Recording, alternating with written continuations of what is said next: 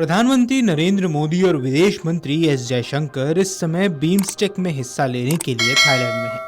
इस दौरान जयशंकर ने राजधानी बैंकॉक में बांग्लादेश सरकार के मुख्य सलाहकार मोहम्मद यूनुस के पूर्वोत्तर को भारत से जोड़ने वाले चिकन नेक वाले बयान और खुद को इस क्षेत्र के समंदर का एकमात्र गार्जियन बताने पर मुंह तोड़ जवाब दिया है।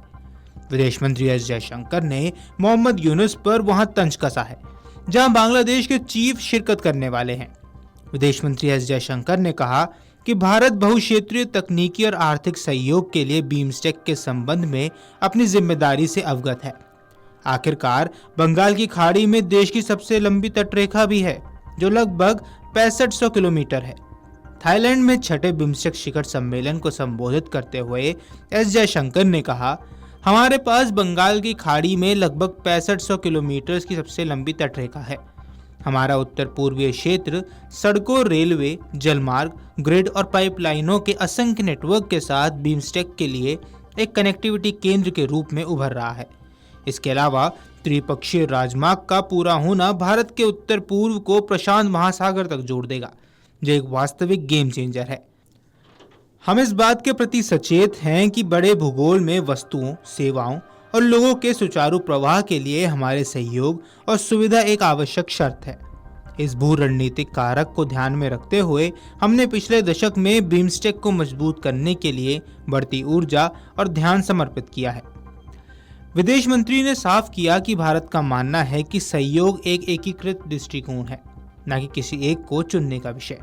एस जयशंकर की यह टिप्पणी बांग्लादेश के मुख्य सलाहकार मोहम्मद यूनुस की हाल ही में पूर्वोत्तर पे की गई टिप्पणी के संदर्भ में आई है, जिससे विवाद पैदा हो गया था। मोहम्मद यूनुस ने हाल ही में चीन सरकार से अपने देश में एक आर्थिक अड्डा स्थापित करने का आग्रह किया था और जोर देकर कहा था कि बांग्लादेश इस क्षेत्र के लिए महासागर का एकमात्र संरक्षक है। चीन दौरे पर गए बांग्लादेश के मुख्य सलाहकार मोहम्मद यूनुस ने चीन की धरती पर कहा था कि इस क्षेत्र के समंदर का वह एकमात्र गार्जियन है।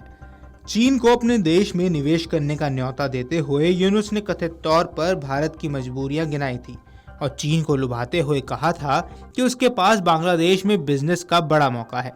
मोहम्मद यूनुस ने भारत के पूर्वोत्तर राज्यों का जिक्र करते हुए कहा था कि भारत के पूर्वोत्तर राज्यों, जिन्हें 7 सिस्टर्स कहा जाता है, वे चारों ओर से भूमि से घिरे हुए हैं।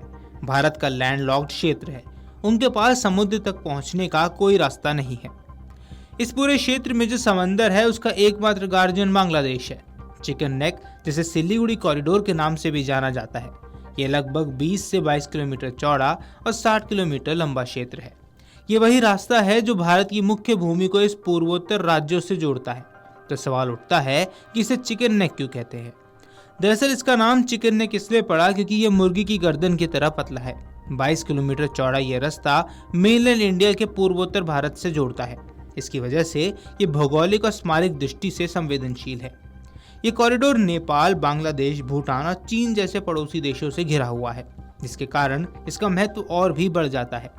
वहीं आपको बता दें कि अगस्त 2024 में प्रधानमंत्री शेख हसीना को हटाए जाने के बाद से यूनुस के नेतृत्व वाली अंतरिम सरकार के आने के बाद से दोनों देशों के संबंधों में गिरावट देखी गई है, क्योंकि भारत हिंदुओं को निशाना बनाकर की जा रही हिंसा और वहां कट्टरपंथी इस्लामी ताकतों के उदय को लेकर चिंतित है। बांग्लादेश की अंतरिम सरकार के मुखिया मोहम्मद यूनुस बीते हफ्ते चीन के दौरे पर गए थे। यूनुस की यात्रा को बांग्लादेश सफल दौरे के रूप में पेश कर रहा है। वो पूरी दुनिया को दिखा रहा है कि यूनुस को चीन में बड़ा सम्मान मिला, रेड कार्पेट पर स्वागत हुआ और खुद यूनुस ने कहा कि यह बहुत महत्वपूर्ण है कि हम चीन को अपना अच्छा मित्र मानते हैं। यूनुस के दौरे के बाद ही चीन ने भारत से दोस्ती का हाथ बढ़ाया। वहीं जिनपिंग ने मंगलवार को राष्ट्रपति द्रौपदी मुर्मू को संदेश भेजते हुए कहा कि दोनों देशों को अपने रिश्तों को ड्रैगन एलिफेंट टैंगो की तरह आगे बढ़ाना चाहिए। वीडियो डेस्क अमरउजाला.com। अगर आप ये वीडियो YouTube पर देख रहे हैं तो हमारे चैनल को सब्सक्राइब कर बेल आइकन दबाएं और Facebook पर देख रहे हैं तो हमारे पेज को लाइक करें। 8 मिलियन प्लस सब्सक्राइबर, आपके इस भरोसे के लिए बहुत धन्यवाद।